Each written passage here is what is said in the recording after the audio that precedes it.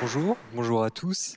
Donc comme le disait Gauthier, je suis là pour vous parler d'écolonomie. Alors l'écolonomie, c'est la contraction de deux mots, écologie plus économie, ou comment démontrer qu'il est plus économique de produire de manière écologique. C'est une méthode, certains diront un modèle, qu'on a mis en place donc dans l'entreprise Pocheco depuis maintenant 20 ans. Ça va être nos 20 ans cette année. Le point de départ de cette économie, ça a été une crise. Une crise à la fois sociale. Dans l'entreprise, on parlait à cette époque-là de harcèlement. On pouvait parler de harcèlement moral, des conflits permanents entre les équipes, une perte de cohésion entre les équipes. C'était aussi une crise écologique. On a retrouvé encore il y a quelques années des fûts de produits chimiques et toxiques enterrés un peu partout autour du site. C'était aussi une crise économique, des clients qui partaient les uns après les autres, une mauvaise gestion financière. Tout était réuni pour que l'entreprise s'arrête, et on était là en 1997. Tout pour qu'elle s'arrête ou que se réinvente. Et la méthode qui a été choisie à l'époque pour que l'entreprise se réinvente et se reconstruise a été l'économie. L'économie, c'est un nom qu'on a donné à la démarche dans les années 2010, mais c'est vraiment appliqué depuis 97. Alors l'économie, c'est le respect de trois règles chez nous dès lors qu'on doit investir. C'est dès qu'on investit, il faut qu'on réduise notre impact sur l'environnement.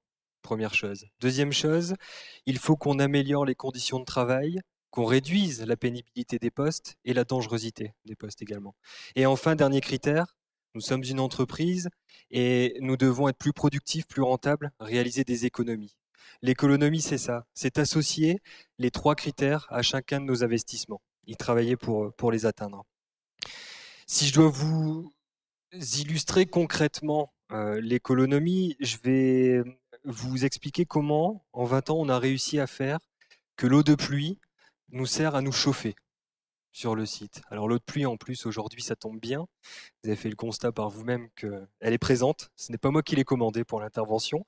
Mais l'eau de pluie, c'est une ressource qui nous tombe dessus souvent, régulièrement, et il faut en profiter et l'utiliser.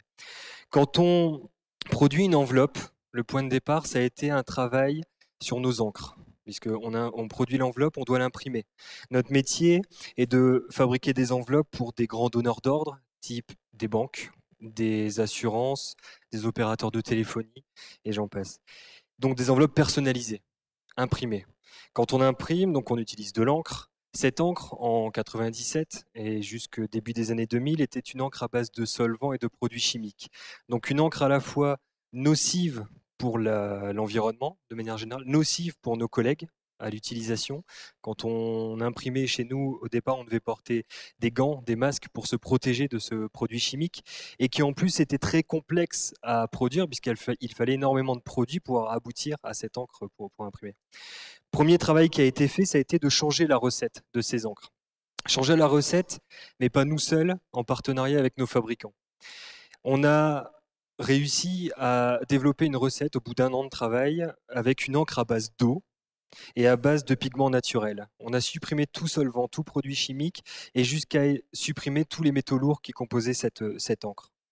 Résultat de ce changement, une encre plus vertueuse, moins polluante, qui nous a permis de supprimer les masques et les gants dans l'utilisation et qui nous a également permis de limiter des locaux dits locaux ATEX, à atmosphère explosive, qui étaient des locaux hyper protégés et qui présentaient un danger pour tout le reste du site. Mais c'était aussi l'occasion pour nous de faire des premières économies financières, puisque en travaillant une encre à base d'eau et de pigments naturels, c'était beaucoup plus simple à produire et beaucoup moins coûteux qu'une encre à base de produits chimiques. Donc c'est là où on a commencé à parler d'économie. Ces encres, si je reprends le fil, je vous ai parlé d'eau de pluie qui nous sert à chauffer. Quand on réalise une commande pour un client où on fabrique chaque année 2 milliards 200 millions d'enveloppes pour des dizaines et des dizaines de clients, quand on change de client, on change de couleur, donc du coup il faut passer par un nettoyage.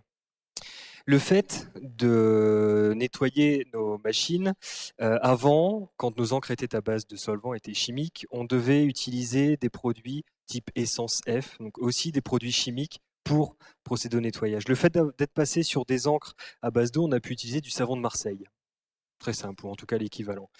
Ce nettoyage, donc on utilise du savon de Marseille, on utilise de l'eau qui est devenue de l'eau de pluie au fur et à mesure du temps, de l'eau de pluie qui est récupérée de nos toitures.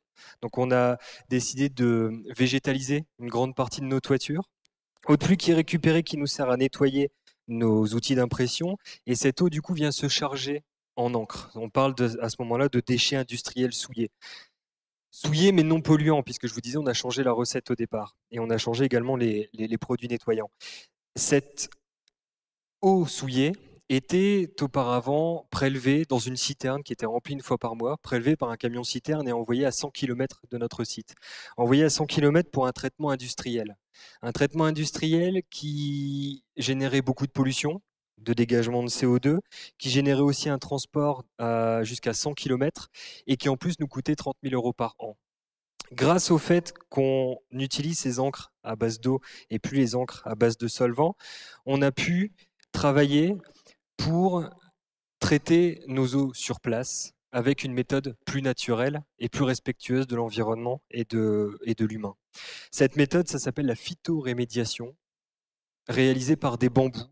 Donc c'est nettoyer nos eaux souillées grâce au système racinaire de ce bambou qui, en nettoyant nos eaux, se nourrit de tous ces déchets qui se trouvent à l'intérieur, grandit, se développe grâce à ça, et du coup nous a permis d'éviter ce transport mensuel qui nous coûtait 30 000 euros par an. Le résultat, si je parle du côté économique, c'était un investissement de 150 000 euros qui a été fait en 2011 et une économie de 30 000 euros par an. En 5 ans rentabilisé, aujourd'hui on est en 2017, la station est toujours là et se développe de plus en plus et devient de plus en plus efficace. Donc un système qui a déjà été amorti chez nous. Ces bambous, je vous disais, je reviens sur ce que je vous disais au début, l'eau de pluie nous sert à nous chauffer. Donc l'eau de pluie tombe sur la toiture, est récupérée dans des cuves, sert à nettoyer nos outils. Cette eau se charge en encre et devient souillée. Cette eau, du coup, nourrit nos bambous grandissent. Une fois qu'ils arrivent à maturité, on les coupe, on les transforme en pelés et on se chauffe avec. L'eau de pluie sert à nous chauffer. C'est ça la démonstration de l'économie. Donc, je vous ai beaucoup parlé d'empreinte économique, des systèmes amortis en 5 ans si on parle de la station d'épuration. Une baisse de l'impact sur l'environnement, plus de camions, un traitement naturel par les plantes, plus de produits chimiques, plus de solvants. Et aussi un risque réduit pour nos collègues par l'utilisation de ces produits chimiques, mais aussi éviter qu'un camion vienne une fois par mois sur le site. J'aurais pu aussi vous parler du fait que tous les papiers qu'on utilise dès qu'on participe à la découpe d'un arbre, 4 sont replantés systématiquement dans le respect de la biodiversité des espèces. J'aurais pu vous parler aussi du fait de produire de l'énergie renouvelable sur notre site. J'aurais pu vous parler de la récupération de chaleur de nos machines pour chauffer intégralement notre site aussi. Et j'aurais pu vous parler de la gestion de la mobilité, le fait que nos collègues utilisent des voitures électriques plutôt que des voitures thermiques, mais ils ne sont pas seuls dans leur voiture, sont plutôt à plusieurs, et que la voiture n'est plus un bien individuel, mais un bien collectif. Tout ça, toutes ces actions donc, représentent l'économie. Mais cette méthode de travail, c'est aussi l'humain au cœur de l'activité. Et pour ça, je vais repartir de mon exemple personnel. Quand je suis arrivé dans l'entreprise, j'ai réalisé en 2009, j'ai obtenu mon DUT en génie mécanique productique, donc orienté pour travailler dans l'industrie et principalement mécanique, donc l'automobile, le ferroviaire et autres. À la fin de mon cursus, j'ai postulé dans une école d'ingénieur pour faire réaliser un cursus ingénieur par alternance où j'ai été pris. J'ai réussi mes concours très bien et je devais trouver une entreprise. J'ai trouvé l'entreprise, il était un peu tard, au mois de juillet, et j'ai fini donc 32e à avoir trouvé cette entreprise, malheureusement 32e sur 30. Donc il était trop tard. Donc je n'ai pas trouvé d'entreprise. J'ai dû me réorienter, retravailler, trouver une autre voie. Cette voie, je l'ai trouvée grâce à une nouvelle licence professionnelle qui s'était créée, la licence professionnelle éco-conception, donc qui touchait le milieu industriel tout en alliant un peu l'écologie à cette époque-là, puisque j'avais des convictions à ce niveau. J'ai intégré cette licence professionnelle qui venait de se créer et c'est là où j'ai connu Pocheco. Je l'ai connu lors de mon stage de fin d'études. Une entreprise qui était à 3 km de là où j'étudiais, mais que je ne connaissais pas du tout, puisqu'à l'époque, l'entreprise était méconnue. J'ai entendu, quand Gauthier présentait, que vous aviez vu le film Demain pour une partie d'entre vous, donc du coup, vous avez entendu parler de Pocheco aujourd'hui, mais il y a encore 7 ans, l'entreprise était vraiment méconnue.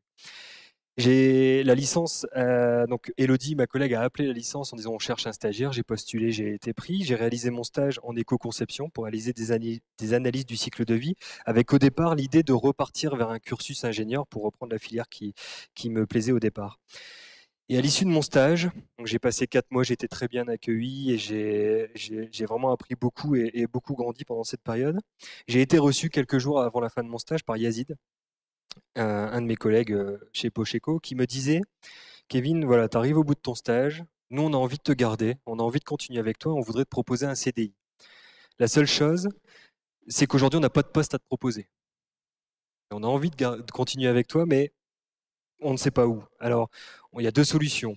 Soit on continue ensemble à travailler dans le secteur de la production, où tu as un poste un peu transversal, tu vas faire un peu tous les services et mettre ton œil dans la production et essayer de nous faire progresser en termes d'éco-conception. Ou soit tu travailleras en tant que chargé de clientèle. Mais si on veut te garder, c'est qu'on a une idée, c'est qu'on souhaite que l'économie telle qui est mise en place depuis 97, on développe, en tout cas on propose cette méthode à d'autres entreprises. On voudrait créer un cabinet de conseil et accompagner d'autres entreprises, mais aujourd'hui c'est trop tôt, mais on a quand même envie de travailler avec toi. Est-ce que tu acceptes ça?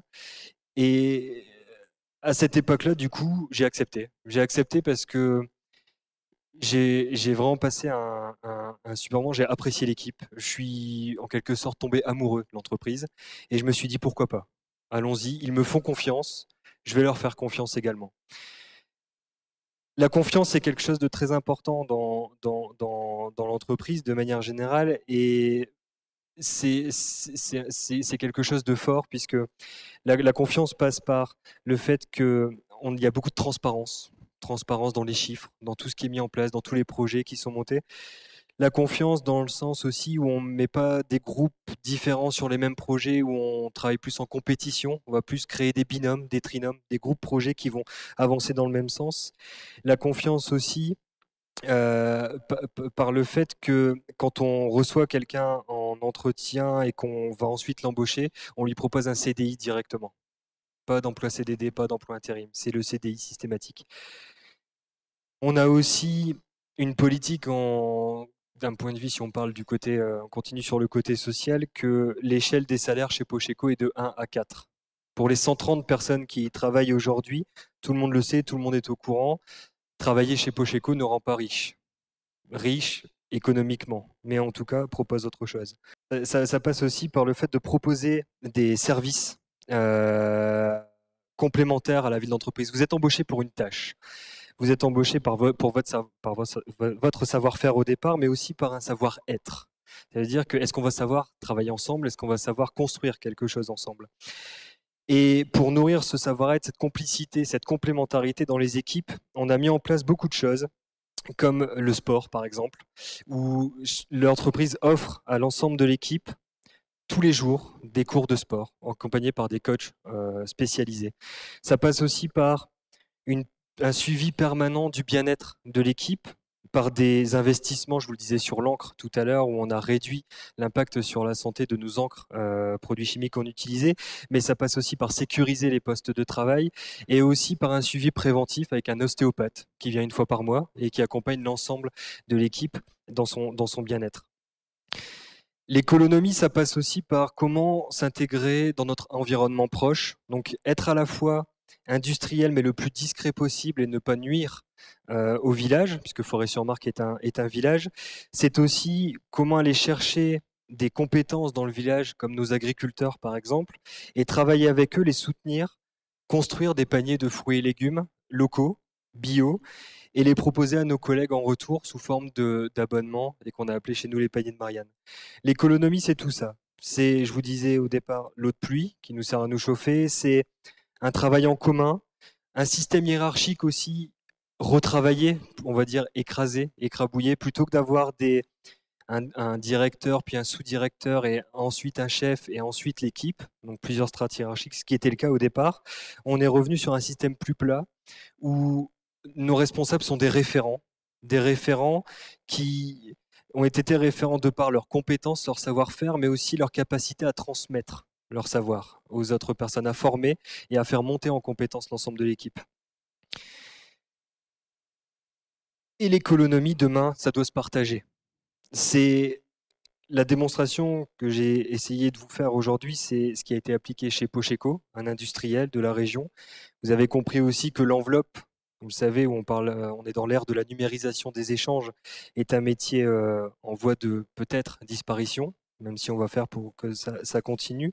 C'est demain. Comment continuer, nous, à travailler et comment faire pour que l'économie soit dupliquer et que les entreprises s'approprient cette démarche. Et ben, pour ma part, dans mon travail, donc je vous le disais un peu au début, donc j'ai intégré, depuis, je suis sorti de la production d'enveloppes et j'ai intégré un bureau d'études, bureau d'économie, comme on appelle chez nous. Et mon métier, aujourd'hui, c'est de proposer aux autres entreprises, industrielles au départ, maintenant entreprises de services, mais aussi des collectivités, de mettre en place l'économie chez elles. Pas faire des pocheco copier-coller, c'est pas le but, mais plutôt de raisonner tel que nous on a raisonné au départ, de tirer le fil d'un élément. Je vous ai cité l'encre. En tirant le fil de l'encre, on a réussi à obtenir que l'eau de pluie nous sert à chauffer. Comment prendre quelque chose en main, le transformer et faire qu'on ait un meilleur rapport à l'environnement, à notre bien-être, au collectif, au social, mais aussi à l'économie, puisque malgré un métier qui est en crise, Pocheco est encore là pour en parler, est encore là pour témoigner devant vous. L'économie, saisissez-vous de cette démarche, profitez et mettez-la en place dans vos entreprises. Pour finir, si je dois donner une dernière définition de l'économie, c'est comment entreprendre sans détruire. Merci de votre attention.